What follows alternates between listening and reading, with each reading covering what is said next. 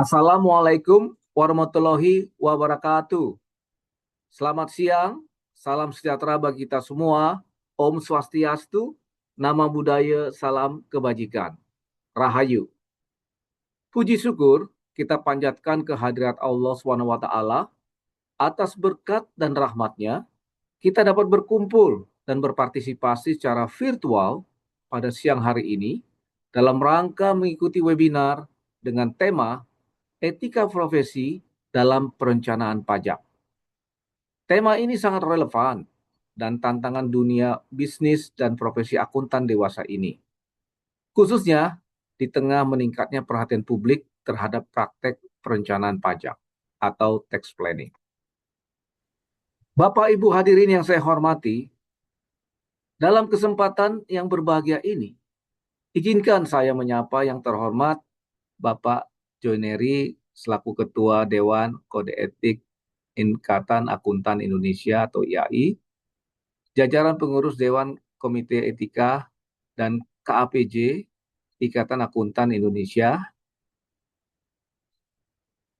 para ketua Ikatan Akuntan Indonesia yang tersebar di wilayah di Indonesia, Direktur Eksekutif Ikatan Akuntan Indonesia, jajaran pengurus KAPJ Ikatan Akuntan Indonesia baik di pusat maupun di wilayah-wilayah, para narasumber yang mengisi acara pada hari ini. Mereka adalah konsultan-konsultan senior, Bapak Sahata EP Situmorang, anggota Dewan Kode Etik IAI, Bapak Permana Adi Saputra, Sekretaris Umum Kompartemen Akuntan Perpajakan Ikatan Akuntan Indonesia, Bapak Michelle Suharli, anggota Dewan Kode Etik IAI sebagai moderator pada kesempatan webinar siang hari ini. Tentunya para peserta, hadirin, dan undangan yang berbahagia. Bapak Ibu yang saya hormati, perencanaan pajak adalah praktek yang sah dan lazim dalam bisnis. Namun, strategi perencanaan pajak yang berlebihan seringkali menimbulkan dilema etika dan berpotensi terjadinya pelanggaran hukum pajak atau tax fraud. Oleh sebab itu, Ikatan Akuntan Indonesia melalui Kode Etik Profesi menegaskan bahwa setiap akuntan, termasuk akuntan perpajakan, harus memegang teguh prinsip-prinsip fundamental etika profesi. Integritas, objektivitas, kompetensi profesional, kerahasiaan, perilaku profesional, dan kepatuhan terhadap standar teknis menjadi pilar utama dalam menjaga kepercayaan publik atau public trust.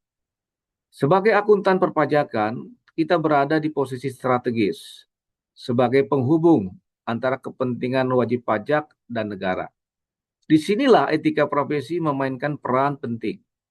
Kita tidak hanya dituntut untuk membantu wajib pajak dalam memenuhi kewajibannya dengan benar, tetapi juga memastikan bahwa strategi perencanaan pajak yang dilakukan tetap berada dalam koridor hukum, pajak, dan etika.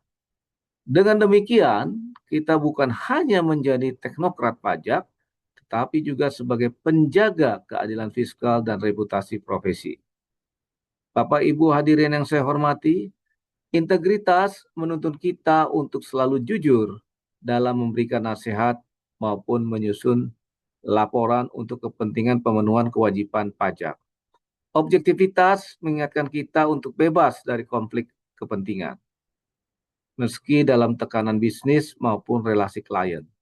Kompetensi profesional menuntut kita untuk terus belajar dan mengikuti perkembangan regulasi perpajakan yang sangat dinamis. Kerahasiaan menegaskan kewajiban untuk menjaga data dan informasi klien. Sedangkan perilaku profesional dan kepatuhan pada standar teknis memastikan bahwa apa yang kita lakukan telah sesuai dengan hukum, standar, dan norma masyarakat. Bapak Ibu hadirin yang saya hormati, revisi Kode Etik Akuntan Indonesia tahun 2025 memberikan penekanan yang lebih besar terhadap peran etika dalam praktek akuntansi dan perpajakan. Revisi ini tidak hanya mempertegas kewajiban hukum, tetapi juga menekankan pentingnya kepatuhan sukarela atau voluntary compliance yang lahir dari kesadaran moral.